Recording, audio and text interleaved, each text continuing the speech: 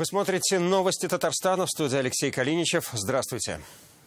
Татары планеты пишут диктант на родном языке. Сегодня стартовала всемирная акция «Татарча диктант». 67 регионов России, 27 стран мира и 2500 точек проведения. В этом году она идет 3 дня. Сегодня диктант писали в Татарстане и Башкортостане, завтра регионы России, в воскресенье зарубежные страны. Организаторы планируют, что диктант на татарском охватит 1 000 000 человек. Вероника Гайнудинова тоже присоединилась к акции.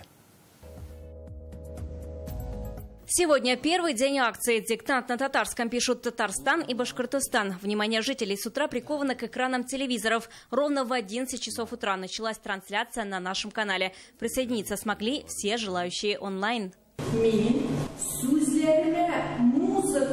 Казань, КФУ, Институт филологии. Сразу в 2 аудиториях собрались те, кто решил написать диктант офлайн.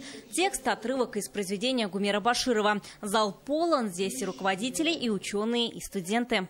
Это праздник языка, это праздник родного языка. Поэтому с волнением я жду, всегда жду, и мои коллеги ждут этот день. В зале и те, кто владеет языком в совершенстве, и те, кто учился в русской школе. Смогу ли я? Потому что, в принципе, я по-татарски читаю, говорю, пишу, но именно вот в форме диктанта в жизни никогда не писал. Вспомнить грамматику, пунктуацию, лексику, морфологию, ну тут все охватывает. Ну и, конечно же, тут собираются мои знакомые люди, пообщаться с ними на татарском. Акция образовательная и считается проверкой грамотности на татарском языке. Но для участников оценки не важны. Татарча диктант больше, чем диктант. Считаю, что такие мероприятия очень сближают наш народ. Они созданы и будут создаваться для того, чтобы развивать нашу культуру, наш татарский дух. Важна не оценка, поставленная после диктанта. Важно то, что вот эта консолидация татарского народа. Здесь и младший, и стар вместе, изъявив свое желание, это добровольное движение, изъявив свое желание, они находятся здесь. Диктант писали сегодня в Общественной палате Татарстана. Журналисты присоединились к акции в Татмедиа. Вместе с ними знания проверил и руководитель агентства Айдар Салимгараев.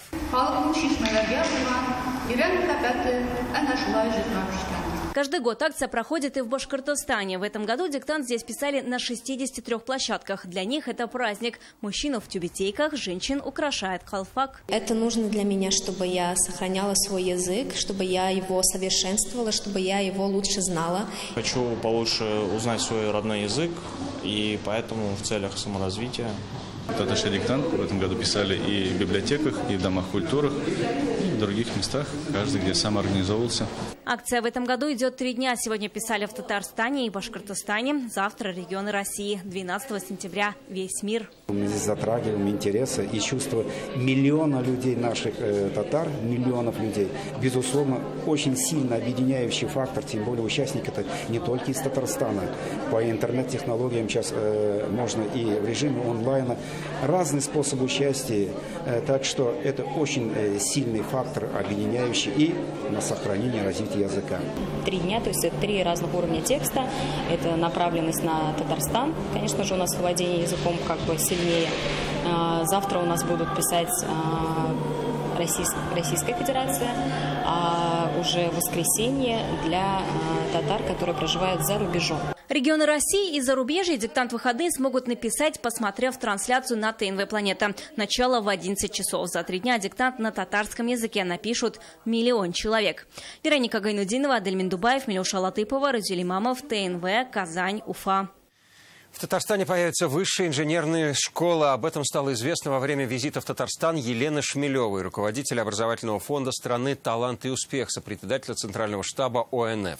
Она изучает программы поддержки детей и молодежи в регионах, куда чаще всего утекают лучшие умы Татарстана и на что готовы, чтобы их удержать. Ответы искала Алия Хайрудинова. Разговор о молодых талантах Татарстана с Еленой Шмелевой начинается в кабинете Рустама Минниханова. Еще в 2019-м между Татарстаном и фондом было подписано соглашение о сотрудничестве. Так в республике появился образовательный центр по модели «Сириус». С президентом говорят, как развивается проект. Что же нам нужно закладывать как базовые элементы этой экосистемы для того, чтобы мы достигали национальных целей, поставленных перед нами. Уже в агентстве инвестиционного развития Елена Шмелева ставит вопросы, как выявить, сопроводить и удержать одаренных детей. В Татарстане есть полилингвальные комплексы «Адемнар», многопрофильные лицеи, университет талантов. Мы заинтересованы в том, чтобы ребята развивали свой талант, потенциал в Татарстане.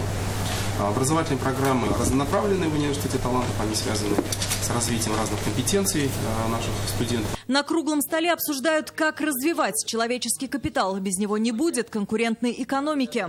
Сегодня кадры играют решающую роль для устойчивого развития экономики. И поэтому сегодня тоже мы здесь. Поэтому все эти мероприятия закреплены у нас в стратегии. Недостаточно дать хорошее образование, лучшие умы важно удержать в республике, говорят эксперты. Сегодня много татарстанских гениев выбирают Москву, Питер и Европу. Мы с вами можем привлекать сколько угодно талантливых людей сюда.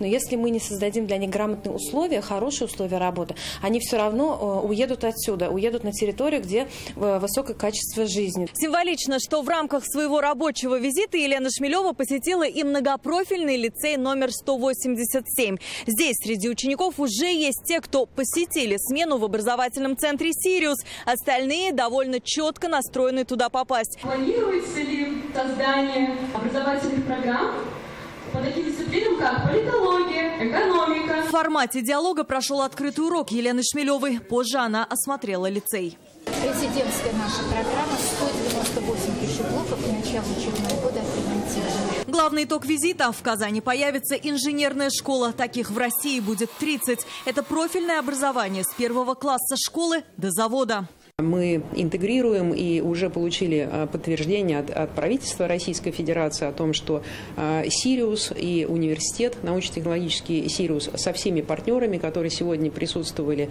подготовят эту концепцию, которую и обеспечит ее реализацию. Елена Шмелева отметила, опыт, созданный на наших образовательных площадках по поддержке талантливых детей, будут перенимать и в других регионах. Алия Хайрудинова, Вадим Илларионов, ТНВ, Казань.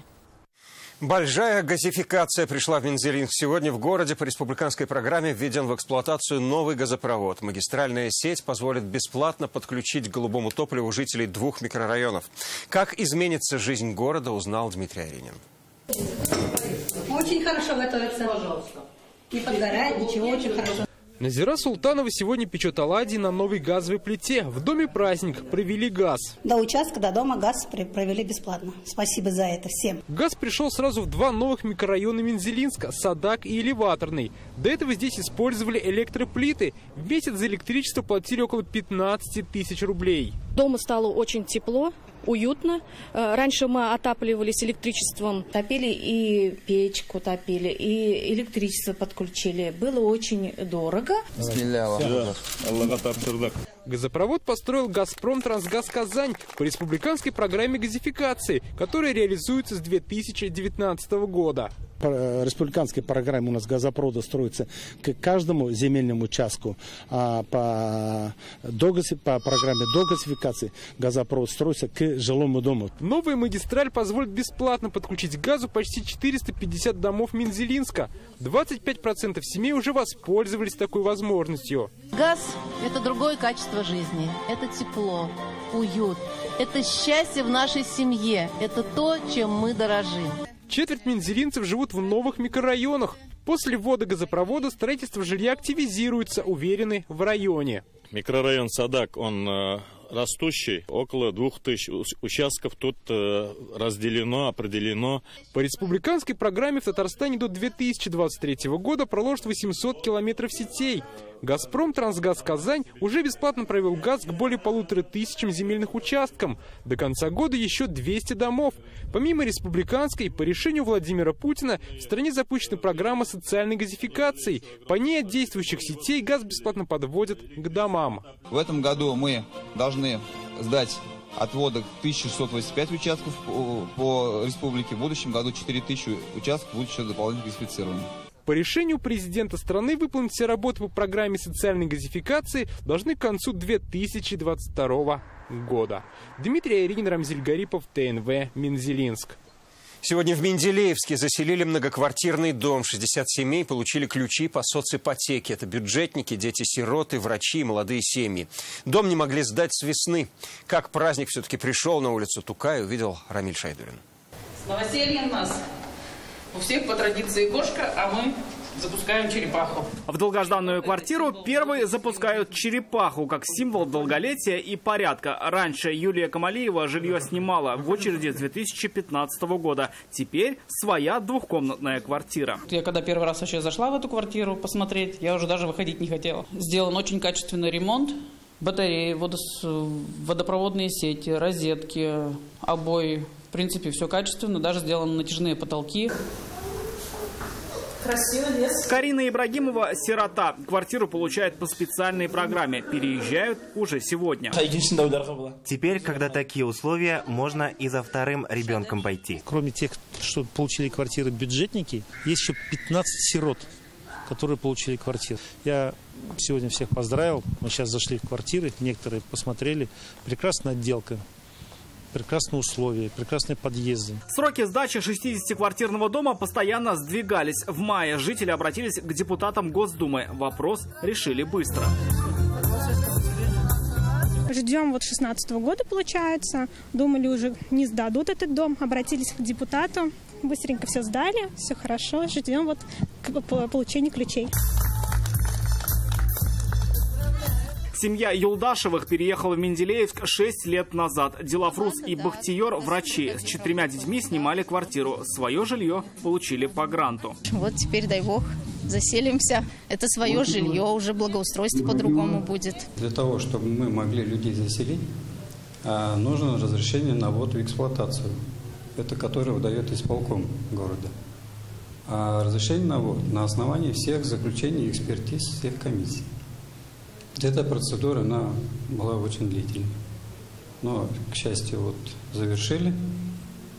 Вчера мы выдали людям протокола, то есть документ, который одновременно является актом приема-передачи и дающий право на заселение.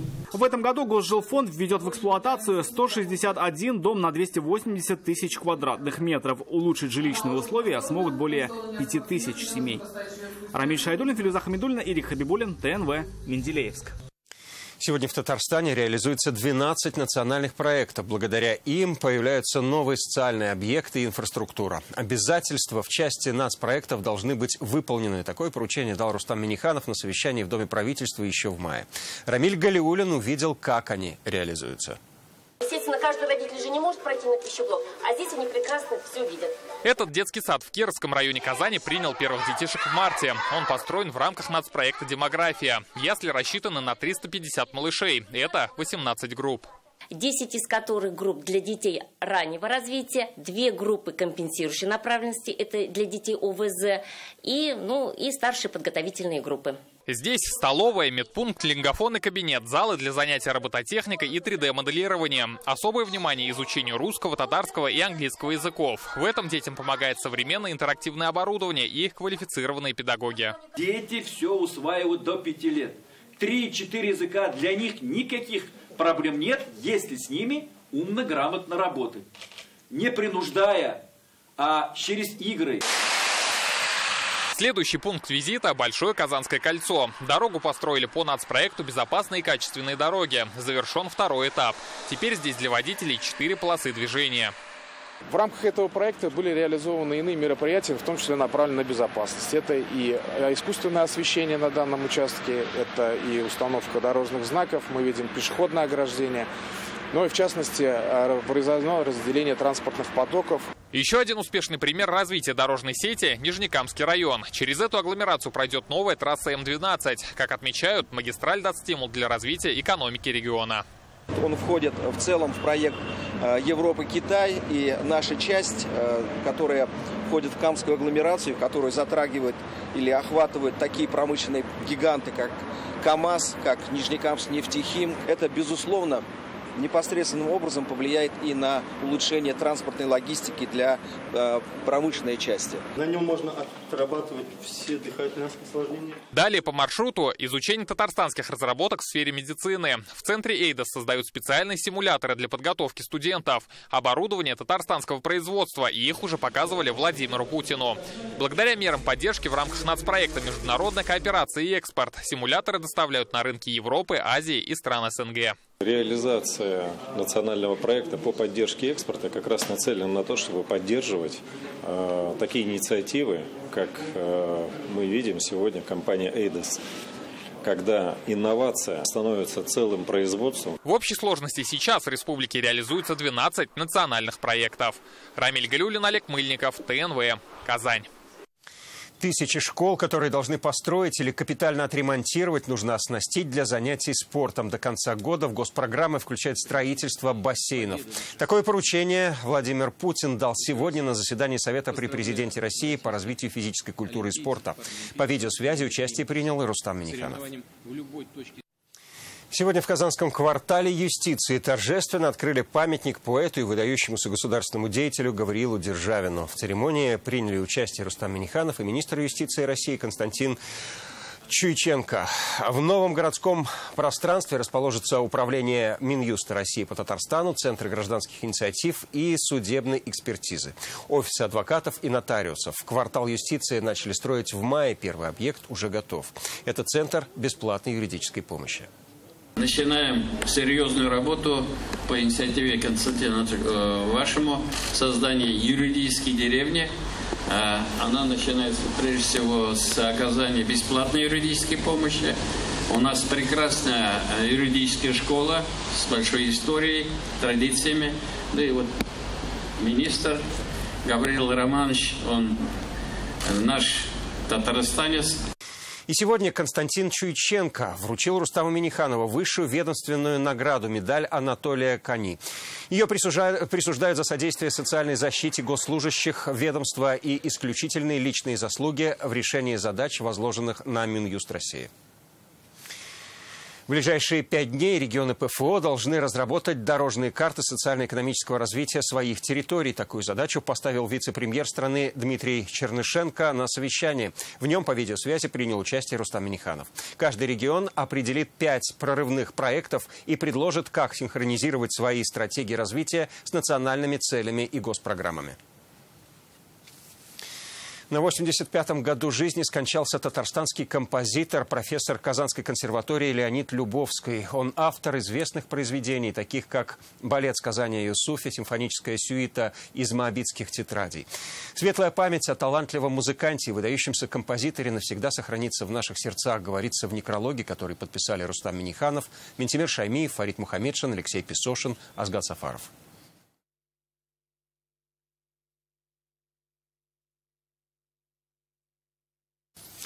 С начала учебного года 1500 детей не прошли утренний фильтр в школах. С температурой и другими симптомами они были отправлены домой. Из них 500 за последние сутки. Случаев коронавируса среди персонала и детей учебных заведений нет, сообщает Роспотребнадзор. За неделю эпидемиологи проверили почти 400 объектов на соблюдение антиковидных требований. Нарушения нашли в 45. Закрыли магазины в Алькеево и Кукмаре, кафе в Лаишево и Набережных Челнах.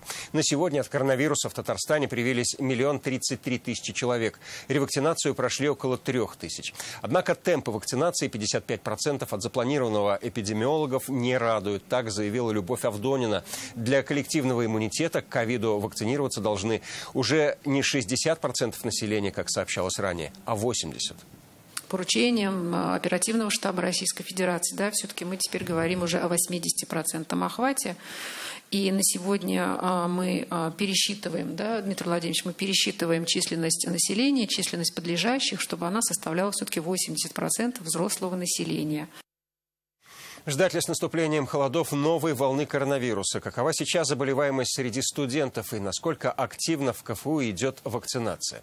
Эти и другие вопросы мы задали заместителю главного врача университетской клиники КФУ Эмме Мухаммедшиной. По ее мнению, расслабляться пока рано. Ковидный госпиталь, который развернули на базе университетской клиники около года назад, как временный, до сих пор работает в полную силу. А число реанимационных палат даже пришлось увеличить. В каком режиме работает ковидный госпиталь на базе университетской клиники? В октябре прошлого года подключились к оказанию помощи пациентам новой коронавирусной инфекции. Госпиталь мы не сворачивали, не закрывали работу госпиталя, были сокращены часть коек. И сейчас на 3-ю волну полную мощность работаем с июля месяца. 80 коек у нас в госпитале, из них официально 6 реанимационных, но работает, конечно, в 2 раза больше реанимационных коек.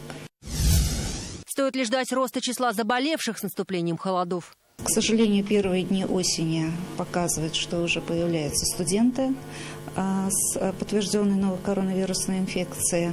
А значит, как и в прошлом году, учитывая сезонность, изменение погоды, похолодание, сезонный грипп к нам надвигается, конечно, мы ожидаем увеличения количества пациентов. Насколько чаще студенты начали попадать в госпиталь? Год назад студентов практически у нас не было. Все они амбулаторно проходили лечение. То в третьей волне мы уже столкнулись с молодыми пациентами, у которых ковид протекает с серьезной клиникой. До реанимации, может быть, студенты такого юного возраста у нас не доходили, но имели пневмонию, дыхательную недостаточность, кислородную потребность. Как активно в КФУ проходит вакцинация от коронавируса? Большая часть сотрудников прививается. У нас есть амбулаторная служба, поликлиническая служба.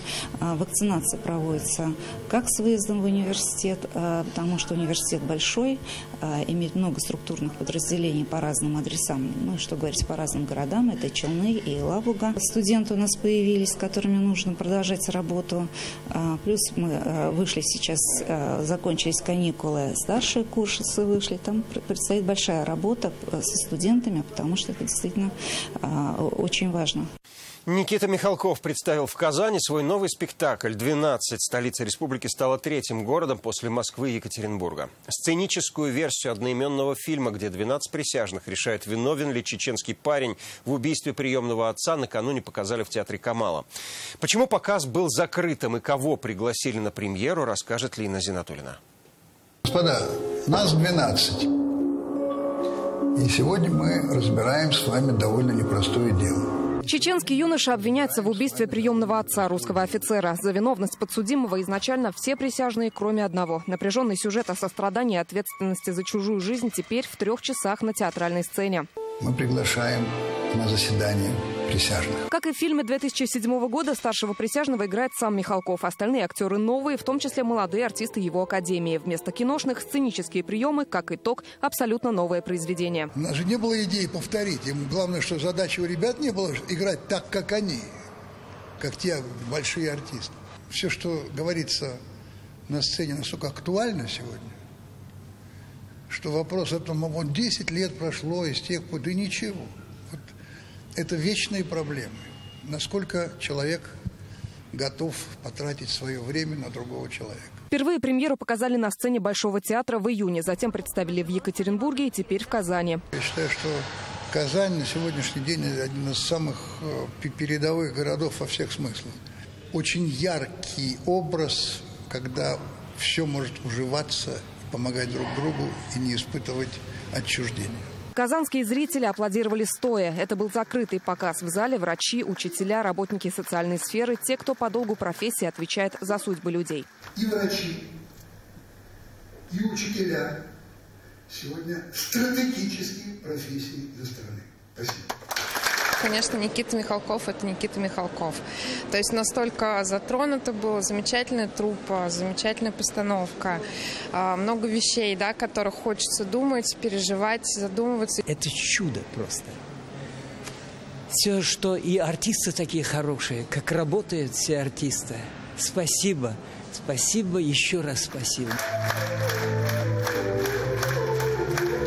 Лина Зинатуллина, Ильшат Мухаметов, ТНВ, Казань. Список туристических локаций Татарстана пополнился еще одной площадкой. Речь об уникальном выставочном комплексе «Акбарс Ретро Карс».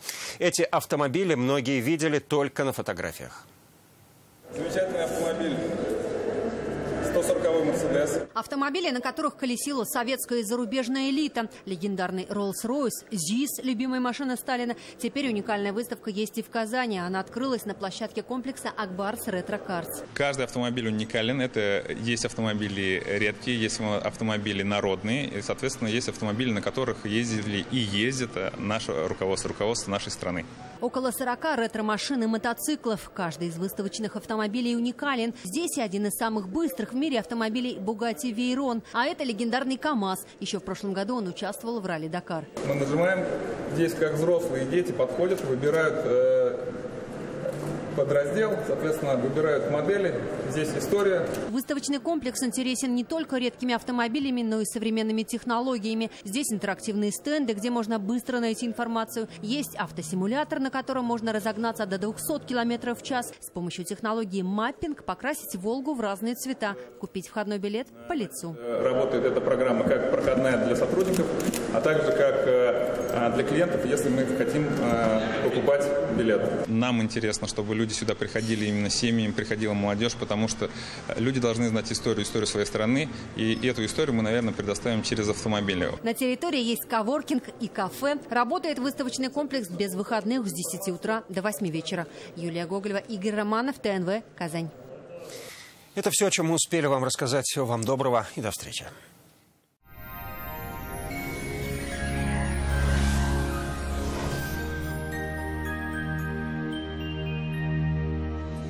В студии София Егорова. Здравствуйте. О погоде после полезной информации.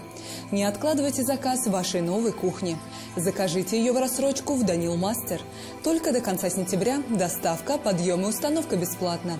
3D-проект кухни в день обращения. Звоните 2-167-166. В Татарстан начинает поступать более теплый воздух. И в предстоящие сутки погодные условия начнут улучшаться.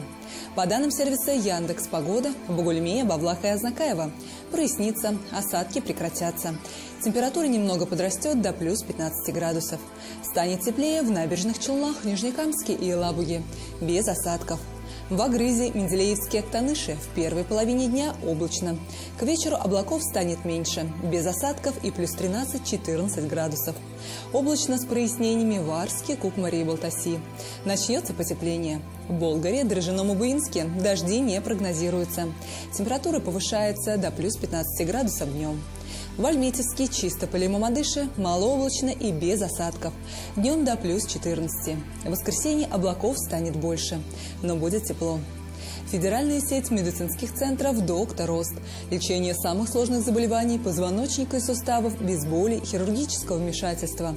За 12 лет в 10 городах России врачами клиники отменено более 70 тысяч операций. В России привыкли лучших врачей искать за рубежом. Но достойное лечение можно получить, не покидая Родины. В медицинский центр «Доктор Ост» обращаются с самыми тяжелыми заболеваниями позвоночника и суставов. Более 70 тысяч пациентов нам удалось спасти от необходимости проводить операцию и ставить протез. Приходите в «Доктор Ост». Убедитесь, что вернуться к полноценной жизни без боли – это просто. В Казани в первой половине дня небо затянет облаками. Осадки не ожидаются. Температура ночью около 8 тепла, а днем до плюс 15. Ветер северо-западного направления слабый. Атмосферное давление 756 мм ртутного столба. Влажность воздуха 60%. Магнитное поле Земли спокойное. Новости о долгожданном потеплении придутся по душе многим. После аномально жаркого лета и осень ожидалась теплой. Но арктический воздух внес свои коррективы. Прогноз на выходные утешительный. А это ли не повод воспользоваться этими днями и провести их с пользой? На этом наш выпуск завершен. До свидания.